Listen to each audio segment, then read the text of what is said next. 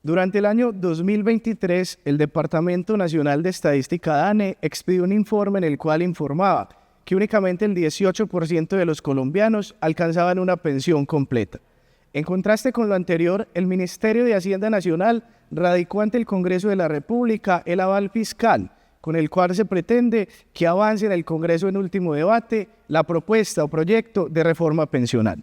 En nuestro café de hoy discutiremos los principales impactos de esta reforma y analizaremos un poco sobre las consecuencias prácticas de esto en la vida de los colombianos. Los invito con ello a que me acompañen a compartir este café y analicemos el asunto.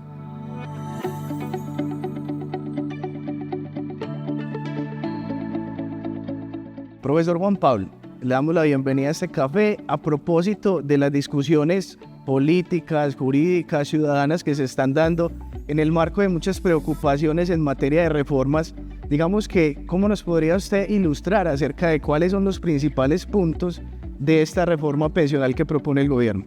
Bueno, sin duda alguna es un tema que impacta a toda la sociedad.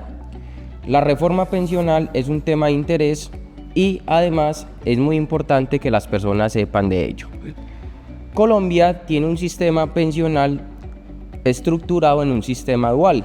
Actualmente coexisten dos regímenes, los cuales son el régimen de prima media, que es lo que conoce la gente como los fondos públicos y es administrado por Colpensiones, y también existe el régimen de ahorro individual con solidaridad, que es lo que conoce la gente del común como los fondos privados administrados por varios fondos pensionales como Porvenir, Protección, Colfondos o Mutual.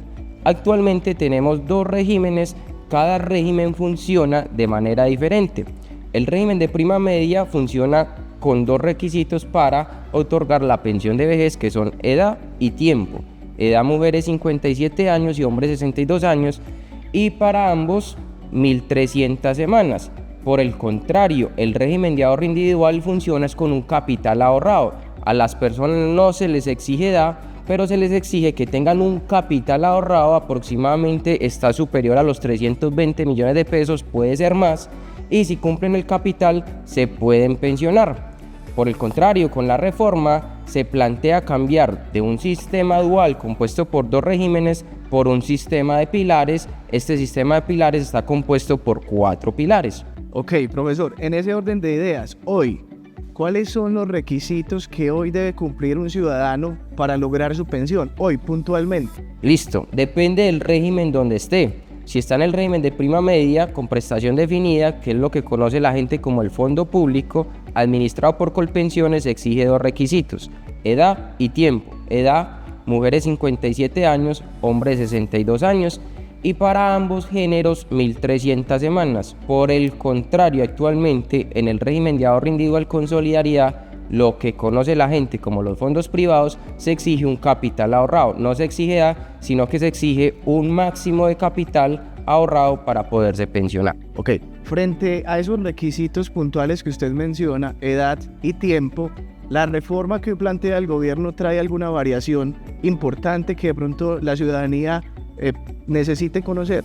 Bueno, hay que aclarar varios aspectos. Como en el fondo privado no se exige edad, sí hay un cambio importante, porque ya todos los afiliados que ganen hasta 2.3 salarios mínimos legales mensuales vigentes, esos dineros van a entrar a lo que se conoce como el fondo público.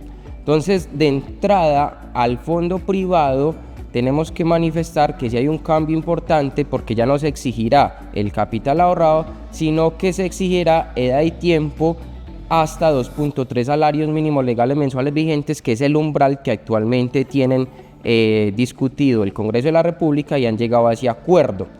En este sentido, hoy con la reforma pensional, los requisitos del fondo privado pueden llegar a variar y se exigirá edad y tiempo. Ahora, un aspecto importante con estos dos requisitos, los cuales son edad y tiempo, es que estos requisitos con la reforma no se plantea cambiarlos. Sigue la misma edad, mujer 57 años, hombre 62 años, y por ahora sigue las mismas semanas. Sin embargo, hay que aclarar que el Congreso se acoge a unas posturas de la Corte Constitucional, a unas posturas de la Corte Constitucional que le dan ciertos beneficios a la mujer de rebajarle semanas a partir del año 2026.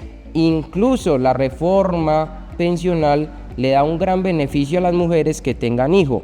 Por cada hijo criado puede rebajar 50 semanas cotizadas hasta 3 hijos, es decir, puede llegar a rebajar 150 semanas. Hay una pregunta que es muy frecuente en todos los espacios, profesor, y tiene que ver con qué va a pasar con aquellas personas que a hoy ya cumplen al menos uno de los requisitos que la normatividad actual exige para alcanzar su pensión a propósito de estos cambios que se proponen. Bueno, es importante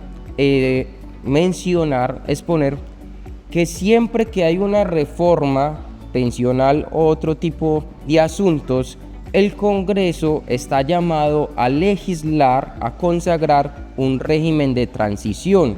¿Qué es el régimen de transición? Es saber a quiénes se les aplica la norma anterior y a quienes se les va a aplicar la norma nueva que está por salir, la nueva reforma pensional.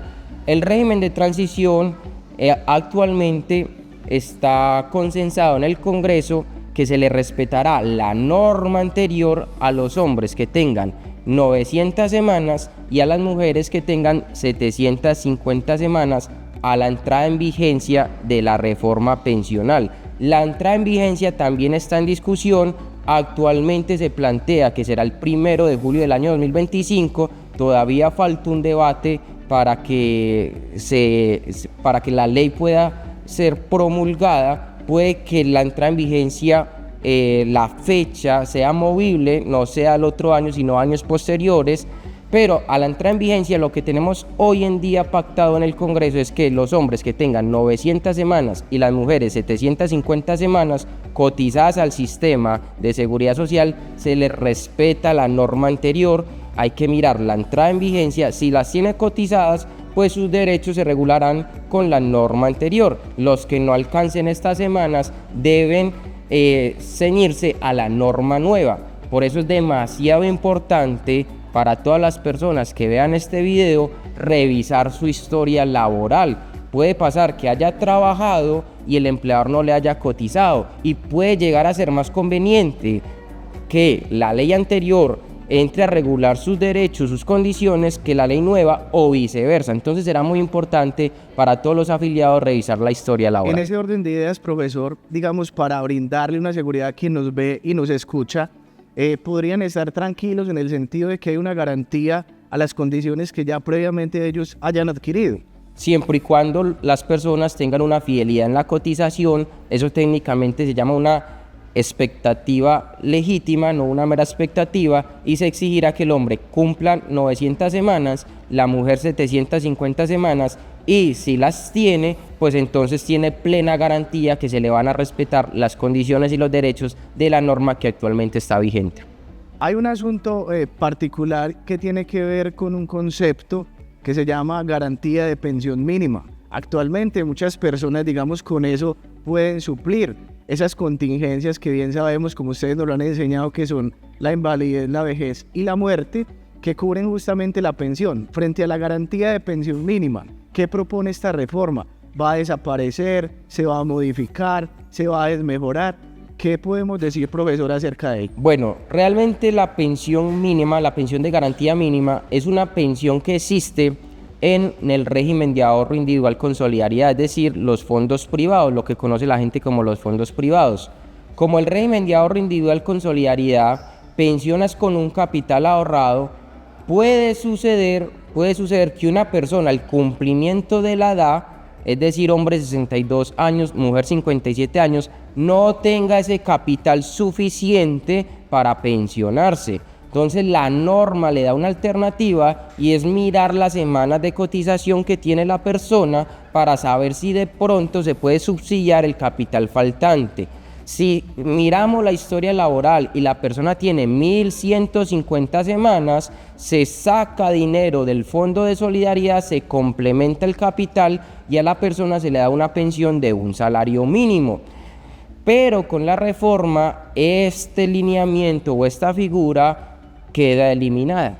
Un punto importante, profesor, que yo creo que es vital mencionarlo para conocimiento general, tiene que ver también con una discusión que se ha suscitado en torno a la calidad de los aportes a pensiones. Por allá algunos medios de comunicación y en una discusión social amplia y política se empezó a discutir sobre la naturaleza de esos fondos, es decir, la plata que deposita el cotizante para pensión, ¿qué tipo de dinero es? ¿Eso es dinero público? ¿Eso es dinero privado? Un poquito contarle a la gente sobre ello.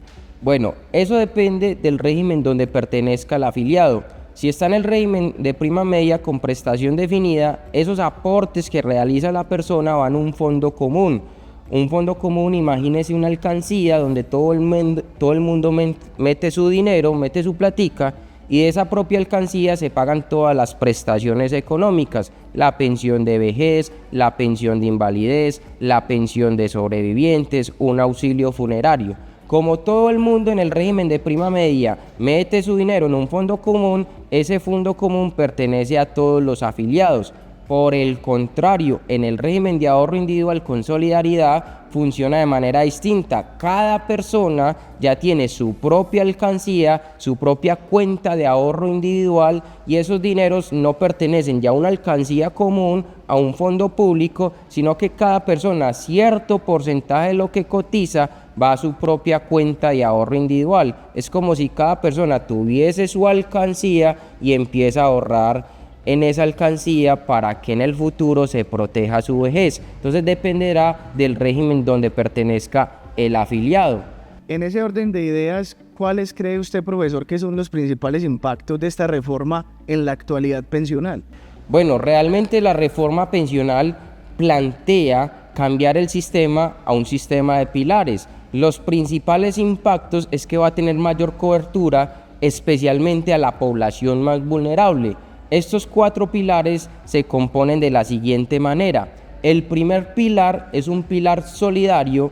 En este pilar pertenecen las personas que nunca han cotizado, que están en un estado de vulnerabilidad o de pobreza extrema, donde el Estado les va a subsidiar un monto de dinero que en este momento está en 223.000 pesos, es una especie de subsidio, no es una pensión, y si cumplen los requisitos, pues el Estado se los entregará. Entonces el primer impacto es que vamos a tener mayor cobertura para los afiliados al sistema, para el adulto mayor.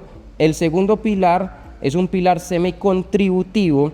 En este pilar están las personas que sí han cotizado, pero no alcanzan los requisitos para pensionarse.